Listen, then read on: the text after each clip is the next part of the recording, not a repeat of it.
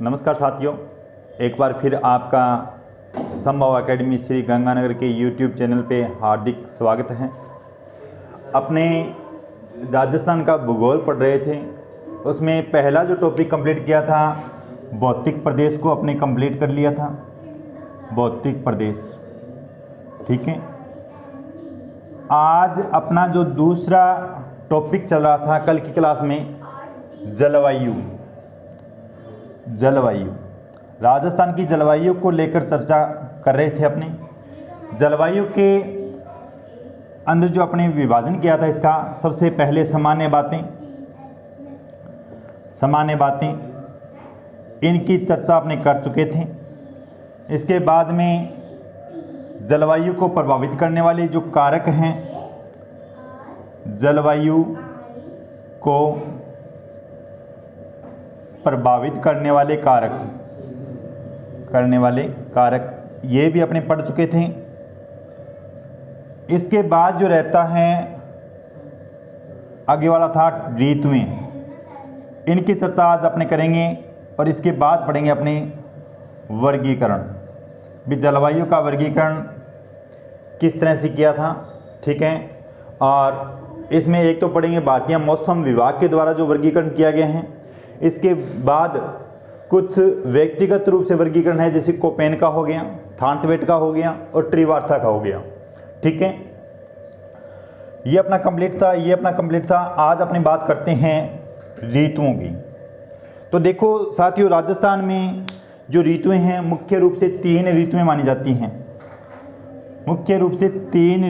जाती हैं। कौन कौन सी हैं ऋतुएं? राजस्थान को तीन ऋतुओं में बांटा जाता है। पहले हैं ग्रीष्म ऋतु, इसका टाइम रहता है मध्य मार्च से मध्य जून, ठीक है, मध्य मार्च से मध्य जून। इसके बाद आती है वर्षा ऋतु को मध्य जून से सितंबर तक, ठीक है, सितंबर तक। और इसके बाद है शीत ऋतु।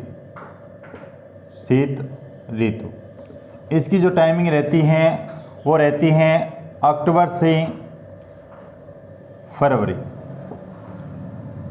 ठीक है, अक्टूबर से फरवरी या मध्य मार्च मान सकते हो। ये इसकी टाइमिंग रहती है।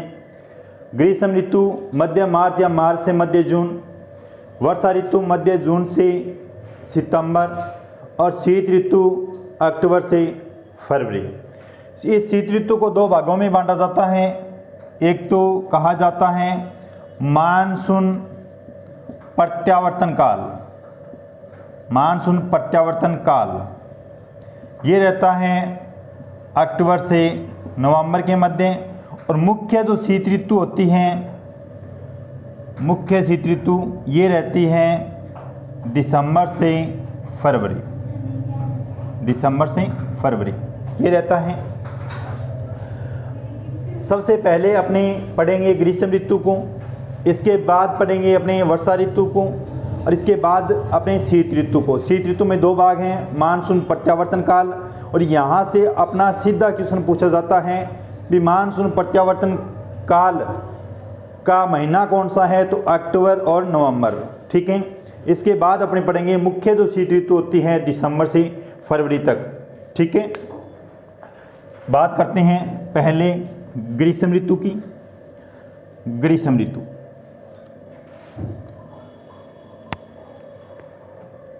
पहले यदि मैं बात करूं ग्रीष्म ऋतु, देखो साथियों, इसका टाइम मैंने बता दिया, मार्च से मध्य जून, ठीक है, मार्च से मध्य जून इसकी टाइमिंग रहती है। और ग्रीष्म ऋतु किस तरह से अपने यहाँ पे दिखाई देती हैं। इसकी यदि अपनी चर्चा करें तो देखो साथियों, ये है अपनी पूरी पृथ्वी, इसके मध्य से गुजरती हैं 0 डिग्री अक्षांश रेखा, 0 डिग्री अक्षांश रेखा। इसे जानते हैं भूमध्य रेखा के नाम से, भूमध्य रेखा के नाम से, ठीक है। इसके ऊपर 23.5 डिग्री उत्तरी अक्षांश, उत्तरी अक्षांश, इसे जानते हैं कारक रेखा के नाम से, ठीक है।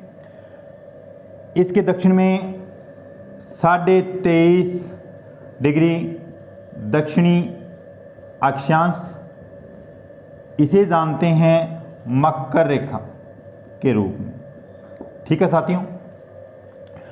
अब देखो, अपनी यदि बात करते हैं तो जो अपना सूर्य है वो कारक रेखा और मकर रेखा के मध्य रहता है।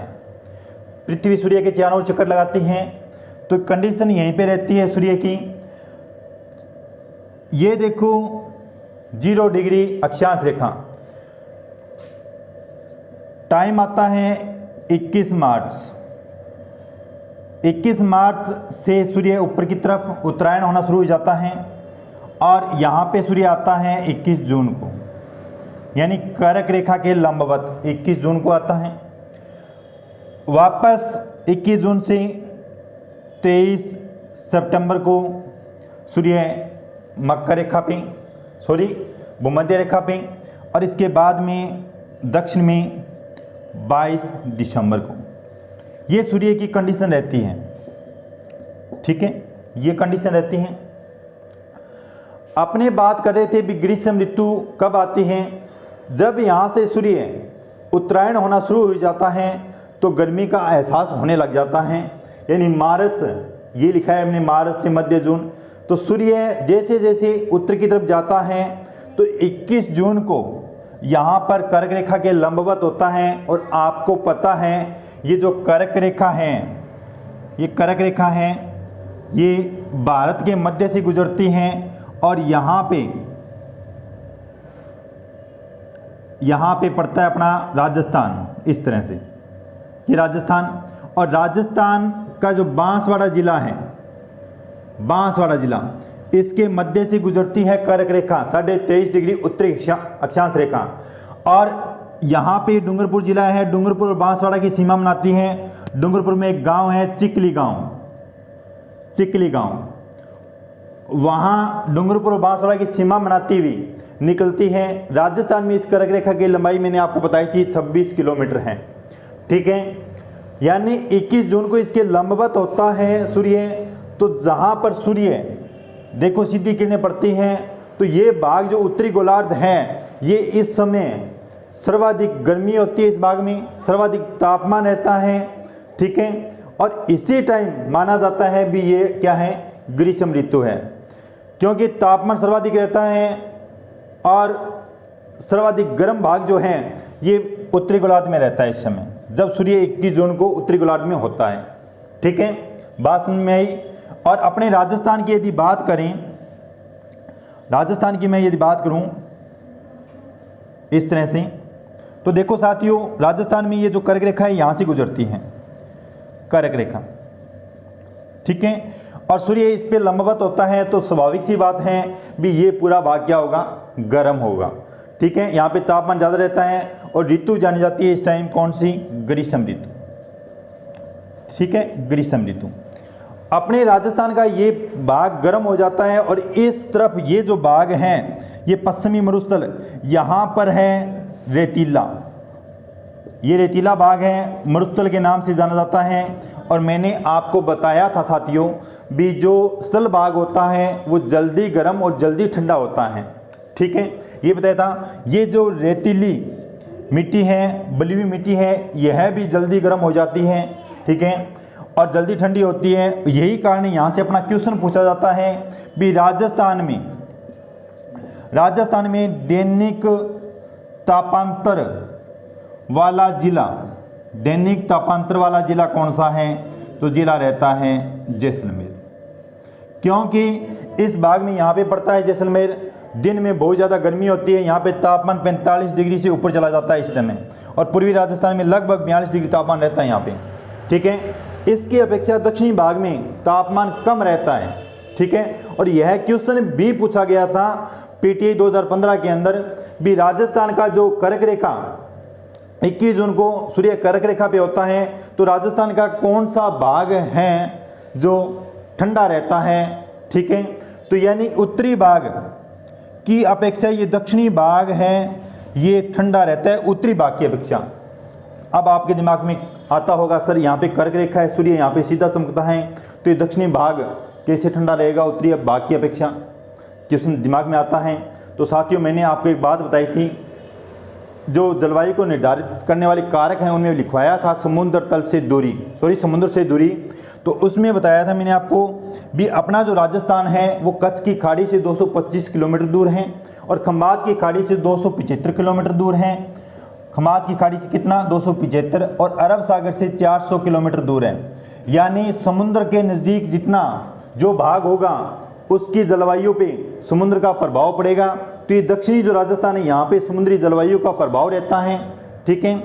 यही वजह है कि उत्तरी भाग की अपेक्षा ये दक्षिणी भाग समकारी जलवायु के अंदर आता है, और यही क्वेश्चन अपने पीटीआई के एग्जाम 2015 में पूछा गया था, ठीक है साथियों। बात कर रहे थे राजस्थान में दैनिक तापांतर, यानी दैनिक तापांतर का मतलब हो गया भी दिन में तो बहुत ज़्यादा गर्म और रात में बहुत ज़्यादा ठंडा हो जाना। तो ये जिला रहता है जैसलमेर। दिन और रात के तापमान का जो सर्वाधिक अंतर रहता है वो जैसलमेर में रहता है, ठीक है। यहीं पर यदि अपने पूछें कि वार्षिक तापांतर वाला जिला कौन सा है, वार्षिक तापांतर वाला जिला कौन सा है, तो जिला रहता है चूरू, ठीक है। आपसे पूछें भी राजस्थान में न्यूनतम दैनिक तापांतर वाला जिला कौन सा है, न्यूनतम दैनिक तापांतर वाला जिला, तो जिला रहता है डूंगरपुर। न्यूनतम दैनिक तापांतर वाला जिला कौन सा है, तो जिला रहता है डूंगरपुर। और न्यूनतम वार्षिक तापांतर वाला जिला यदि अपने पूछें, न्यूनतम वार्षिक तापांतर वाला जिला, तो जिला रहता है बांसवाड़ा, ठीक है। न्यूनतम वार्षिक तापांतर वाला जिला रहता है बांसवाड़ा। बात आई क्या समझ में, ठीक है। ग्रीष्म ऋतु की यदि बात करें तो मार्च से मध्य जून, मैंने आपको बताया जून में सूर्य यहाँ पे सीधा चमकता है। और यहाँ से क्वेश्चन ये भी पूछा जाता है भी राजस्थान में सर्वाधिक गर्मी किस महीने में होती है, तो ये महीना रहता है जून का, जून का सर्वाधिक गर्मी। और सर्वाधिक ठंडा जो महीना रहता है वो रहता है दिसंबर, ठंडा महीना, ठीक है, ठंडा महीना, ये है गर्म महीना। अब अपनी बात करें भी इस ग्रीष्म ऋतु वर्षा की बात करें तो देखो साथियों, अभी अपने बात की है भी वर्षा की, यदि मैं बात करूं तो इस भाग में उत्तरी गोलार्ध है, तापमान ज़्यादा रहता है। और ये जो अपना भारत है, राजस्थान है, यहाँ पर तापमान अधिक होने की वजह से वायुदाब न्यूनतम रहता है। जैसे राजस्थान की बात करें अपनी,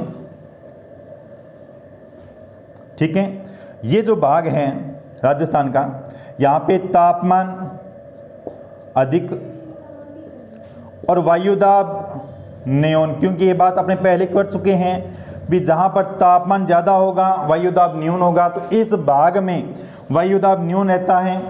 इसकी अपेक्षा अभी मैंने चर्चा की है भी दक्षिणी जो राजस्थान है, दक्षिणी पूर्वी जो राजस्थान है, यहाँ पर समुद्र का प्रभाव रहता है, तो इसकी अपेक्षा यहाँ पे वायुदाब उच्च रहता है, वायुदाब उच्च रहता है क्योंकि तापमान कम रहता है, तापमान कम रहता है और वायुदाब उच्च रहता है इस भाग में। तो यहाँ से जो हवाएं चलती है इस तरह से, ठीक है, हवाएं चलती है इस तरह से। और यहाँ पर है अरब सागर, अरब सागर में भी इस समय क्या कंडीशन रहती है भी दक्षिणी जो गोलार्ध है, यहाँ पे सूर्य उत्तर की तरफ होता है, तो ये जो भाग है, ये पूरा भाग, इसकी अपेक्षा यहाँ पे अरब सागर में उच्च वायुदाब, तापमान कम रहता है, तो यहाँ से भी हवाएं चलती है इस तरह से राजस्थान में, ठीक है। तो यदि आपसे पूछे ग्रीष्म ऋतु में हवाओं की क्या दिशा रहती है, तो ये देखो दक्षिणी पश्चिम से उत्तर पूर्व, दक्षिण पश्चिम से उत्तर पूर्व ये हवाएं इस तरह से चलती है। ठीक है। वर्षा की बात करें तो ग्रीष्म ऋतु में वर्षा न के बराबर होती है। यहाँ पे वर्षा रहती है 20 सेंटीमीटर, 20 सेंटीमीटर। ग्रीष्म ऋतु में यहाँ से राजस्थान से कुछ शब्दावलियों को लेकर क्वेश्चन पूछे जाते हैं। कौन कौन सी शब्दावलियाँ हैं देखो साथियों। एक तो है लू। क्या है लू? एक है बबुल्या और एक है आंधिया। 3 शब्दावलियाँ रहती हैं ग्रीष्म ऋतु की बात करें तो। एक तो है लू, एक है धूल भरी आंधियाँ और तीसरा जो भाग रहता है अपना ये रहता है बबुल्या। ठीक है।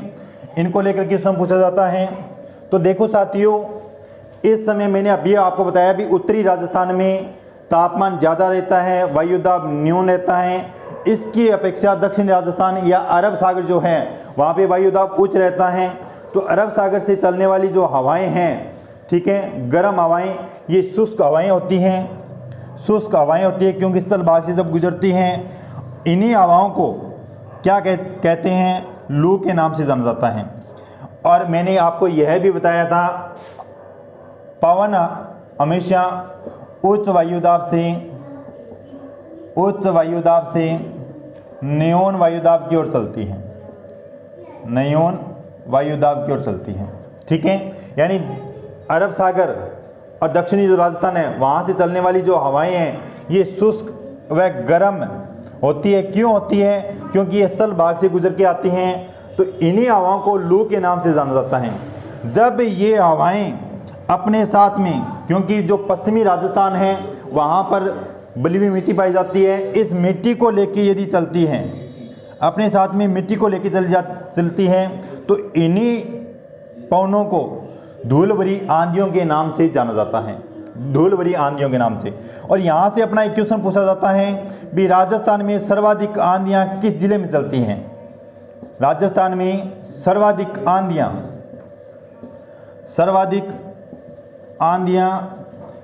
किस जिले में चलती हैं? तो जिला रहता है गंगानगर। अगर ये आपसे पूछे भी न्यूनतम आंधियाँ राजस्थान में किस जिले में चलती हैं, तो वह जिला रहता है झालावाड़। ठीक है, जिला रहता है झालावाड़। बताते हैं भी राजस्थान में गंगानगर में महीने में 27 दिन इस टाइम आंधियाँ चलती हैं ग्रीष्म ऋतु में। ठीक है। बात करते हैं बबुल्या। इसको लेके क्वेश्चन पूछा जाता है। क्या क्वेश्चन रहता है देखो साथियों। बबुल्या क्या है? ये एक चक्रवात है। क्या है? चक्रवात है। और चक्रवात की क्या कंडीशन रहती है? तो देखो चक्रवात में मध्य भाग में न्यून वायुदाब होता है, और इसके बाहर उच्च वायुदाब होता है, उच्च वायुदाब। ठीक है, उच्च वायुदाब। कारण क्या रहता है? कोई भी भाग जब अधिक गर्म हो जाए, कोई भी स्थान अधिक गर्म हो जाए जहाँ पर तापमान ज़्यादा हो, ठीक है, गर्म हो जाए, तो यहाँ से हवाएं उठनी शुरू हो जाती हैं। जब तापमान ज़्यादा होगा, ठीक है, तो हवाएं हल्की होकर ऊपर उठनी शुरू हो जाती हैं। ठीक है, ऊपर उठनी शुरू हो जाती है तो इस भाग में वायुदाब क्या हो जाता है? न्यून हो जाता है, कम हो जाता है। ठीक है। और जब हवाएं ऊपर उठती है तो इस प्रक्रिया को कहते हैं संवहन। ठीक है, संवहन प्रक्रिया। यहाँ पे केंद्र में न्यून वायुदाब हो गया और इसके आसपास वाला जो भाग है, बाहर वाला भाग, यहाँ पे इसकी अपेक्षा वायुदाब क्या होता है? उच्च होता है। ठीक है, तो उच्च वायुदाब से न्यून वायुदाब की ओर हवाएं चलनी शुरू हो जाती हैं। इस तरह से उच्च वायुदाब से न्यून वायुदाब की ओर हवाएं चलनी शुरू हो जाती हैं। ठीक है, और इन्हीं हवाओं का जो है एक चक्रवात का रूप बन जाता है। इसे ही राजस्थान में बबूलिया के नाम से जाना जाता है। जैसे अपने खेतों में जाते हैं तो इस टाइम जो ये बबूलिया होते हैं इसे बोलते हैं बुतुड़ियो आ गयो। ठीक है, क्या बोलते हैं जैसे भाषा में? बुतुड़ियो आ गयो। ये वो बुतुड़िया नहीं होता, ये बबूलिया होता है। ठीक है, ये चक्रवात होता है। और यही क्वेश्चन पूछा गया था भी बबूलिया किसका परिणाम है? तो संवहन क्रिया जो होती है, वायु जो ऊपर उठती है, ठीक है, तापमान की वजह से, या यहाँ पे जो वायु है वो तापमान ज़्यादा होने की वजह से विरल हो जाती है और हवा ऊपर की तरफ उठना शुरू हो जाती है। यहाँ पे न्यून वायुदाब का केंद्र हो जाता है और इसकी अपेक्षा बाहर उच्च वायुदाब का केंद्र रहता है। और यहाँ से उच्च वायुदाब से न्यून वायुदाब की जो हवाएं चलती हैं, इसी का कहा जाता है बबूलिया या चक्रवात के नाम से जाना जाता है। और यही क्वेश्चन संवहन क्रिया को लेकर बहुत बार पूछा गया था भी बबूलिया या लू किसका परिणाम माना जाता है? तो इस संवहनीय क्रिया का परिणाम माना जाता है। जब ये संवहन क्रिया होती है, क्षितिज भाग में हवाएं चलती हैं, तो इसे कह देते हैं लू। और ये जब चक्रवात का रूप धारण करती है तो इसे बोल देते हैं बबूलिया। ठीक है साथियों, ये था ग्रीष्म ऋतु को लेकर अपने। अब आगे वाली जो ऋतु है इसकी बात करें।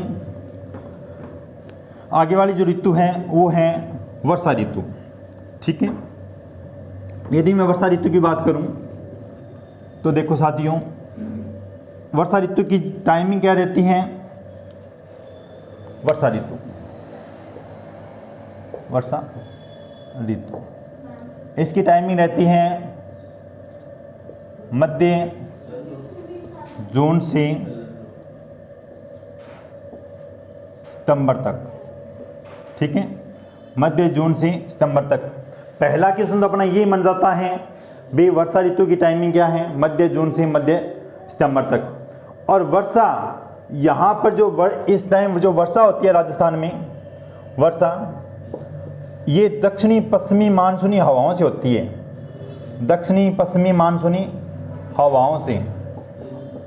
तो यहाँ से भी क्वेश्चन पूछ लिया जाता है भी दक्षिणी पश्चिमी मानसूनी हवाओं का जो समय है वो क्या रहता है? तो जून से सितंबर तक रहता है। ठीक है साथियों, अब यदि अपनी बात करें भी किस तरह से मानसूनी हवाएं अपने राजस्थान में प्रवेश करती हैं, तो देखो साथियों, अगर मैं भारत की बात करूं, इस तरह से भारत का मैप अपना,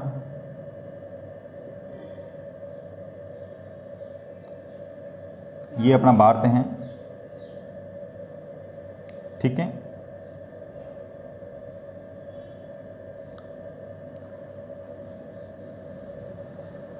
ये अपना भारत है और यहां पर है अपना राजस्थान। ये अपना राजस्थान है। ठीक है, बात करते हैं यहां से कर्क रेखा। मैंने आपको बताई थी भी राजस्थान के दक्षिणी भाग से कर्क रेखा गुजरती है, कर्क रेखा। ठीक है, 21 जून को सूर्य यहां पे होता है, 21 जून को सूर्य यहां पे होता है। इस समय यहां पर क्या होता है?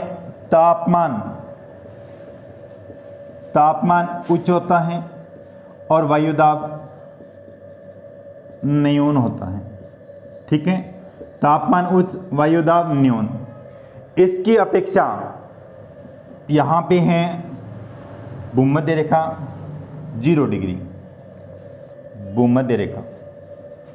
ठीक है, भूमध्य रेखा। दक्षिणी गोलार्ध ये जलीय भाग है, उत्तरी गोलार्ध लगभग 80% तलीय भाग के अंदर आता है। अब यदि अपनी बात करें भी दक्षिणी पश्चिमी मानसूनी हवाएं कहाँ से उत्पन्न होती है, इसकी यदि मैं चर्चा करूं, ये वर्षा ऋतु में उत्पन्न होती हैं। तो देखो साथियों, जून में सूर्य यहाँ पे होता है, यानी उत्तरी गोलार्ध में होता है। इस समय उत्तरी गोलार्ध में तापमान उच्च रहता है, वायुदाब न्यून रहता है। ठीक है, और ये जो कर्क रेखा है, भूमध्य रेखा है, या भूमध्य रेखा से नीचे जो यहाँ पे है मकर रेखा, मकर रेखा, इनके मध्य जो स्थानीय पौने चलती हैं, स्थायी पौने, उन्हें कहा जाता है व्यापारिक पौने। ठीक है, व्यापारिक पौने। जब ये पौने, इन पौनों की दिशा रहती है इस तरह से, इस तरह से दिशा रहने का कारण है कोरियालिस बल। इसकी चर्चा अपने कभी आगे करेंगे। व्यापारिक हवाएं चलती हैं,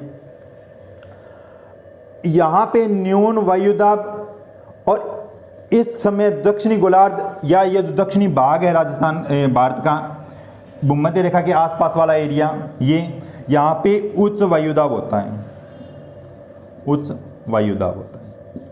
ठीक है, जैसे ही ये हवाएं 0 डिग्री को क्रॉस करती हैं तो इन हवाओं की जो दिशा है वो इस तरह से हो जाती है, इस तरह से हो जाती है। ठीक है, इस तरह से। और ये क्षेत्र उच्च वायुदाब है, यहाँ पे न्यून वायुदाब है उत्तरी भारत में ये क्षेत्र। तो हवाएं हमेशा उच्च वायुदाब से न्यून वायुदाब की ओर चलती हैं और इसे ही ये दक्षिण है, ये पश्चिम है। इन्हीं हवाओं को दक्षिणी पश्चिमी मानसून के रूप में जाना जाता है, इन्हीं हवाओं को दक्षिणी पश्चिमी मानसून के रूप में जाना जाता है, दक्षिणी पश्चिमी मानसूनी हवाएं। ठीक है, दक्षिणी पश्चिमी मानसून हवाएं। अब यदि बात करें तो ये जो हवाएं हैं तो भारत के इस तरफ तो हैं अरब सागर और यहाँ है बंगाल की खाड़ी। ठीक है साथियों, जब ये बंगाल की खाड़ी से निकलती है ये हवाएं तो बंगाल की खाड़ी की शाखा के नाम से जानी जाती हैं, और जब ये अरब सागर से निकलती हैं तो इन्हीं हवाओं को अरब सागर की शाखा के नाम से जाना जाता है। यानी दक्षिणी पश्चिमी मानसून जो हवाएं हैं इनको 2 भागों में बांटा जाता है। एक तो कहा जाता है अरब सागर की शाखा, अरब सागर की शाखा, और दूसरा है बंगाल की खाड़ी की शाखा। ठीक है साथियों, अरब सागर की शाखा, दूसरा है बंगाल की खाड़ी की शाखा। अरब सागर, बंगाल की खाड़ी की शाखा। ठीक है,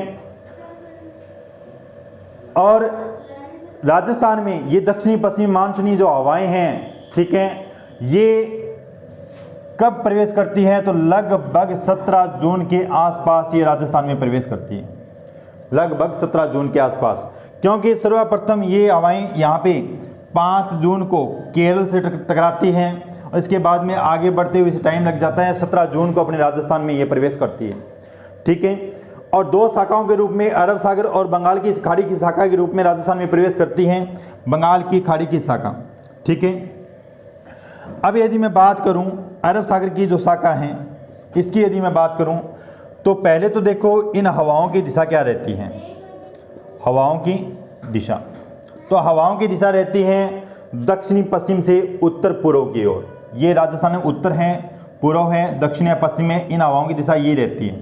ठीक है, यहाँ पे अरावली पर्वतमाला है राजस्थान में, तो हवाओं की दिशा रहती है दक्षिणी पश्चिम से उत्तर पूर्व की ओर। ठीक है, और इस अरब सागर की शाखा से राजस्थान में जो वर्षा होती है वो ज़्यादा वर्षा नहीं होती है, 10% ही वर्षा कर पाती है राजस्थान में, 10% ही वर्षा कर पाती है। क्योंकि अरावली की जो स्थिति है वो राजस्थान में इन हवाओं के समानांतर हैं, तो ये हवाएं अरब सागर से वाली हवाएं ये सीधी निकल जाती है, इस भाग में सीधी निकल जाती हैं, ज़्यादा वर्षा नहीं कर पाती। और यहाँ से क्वेश्चन पूछा जाता है भी अरब सागर की जो शाखा है वो राजस्थान के किस भाग में वर्षा करती है, तो यहाँ पे जो दक्षिणी राजस्थान है, ये दक्षिणी राजस्थान, यहाँ पर अरावली की ऊंचाई पाई जाती है। कौन से जिले हैं, उदयपुर हो गया, सिरोही हो गया, डूंगरपुर हो गया, बांसवाड़ा हो गया, इन जिलों के अंदर इस अरावली से टकरा के थोड़ी वर्षा करती हैं। तो यानी अरब सागर की जो शाखा से वर्षा होने वाली जिले हैं तो वो जिले रहते हैं सिरोही, उदयपुर, डूंगरपुर और बांसवाड़ा। कौन कौन से जिले हैं, 4 जिले मुख्य, सिरोही, उदयपुर, डूंगरपुर और बांसवाड़ा। और एक बार ये भी क्वेश्चन पूछा गया था भी राजस्थान में अरब सागर की शाखा से किस दिशा में वर्षा होती है, तो दक्षिणी राजस्थान है वहाँ पे वर्षा होती है। यहाँ पे वर्षा होने का कारण क्या है भी अरावली की ऊंचाई पाई जाती है यहाँ पे, और इससे टकरा के यहाँ पे इस भाग में वर्षा करती है, फिर आगे ये शाखा अरावली के समानांतर निकल जाती है। ठीक है साथियों, ये था अपने अरब सागर की शाखा 10% वर्षा करती है और इसकी दिशा जो रहती है दक्षिणी पश्चिम से उत्तर पूर्व की दिशा रहती है। और मुख्य जिले जो वर्षा वाले सिरोही, डूंगरपुर, उदयपुर और बांसवाड़ा ये जिले हैं। ठीक है, इसके बाद अपनी बात करेंगे बंगाल की खाड़ी की शाखा। ठीक है, इसकी चर्चा अपने कल की क्लास में करेंगे। आज के लिए इतना ही, और आप हमारे संभव अकेडमी श्री गंगानगरी यूट्यूब चैनल को सब्सक्राइब करें, लाइक करें और शेयर करें। Thank you.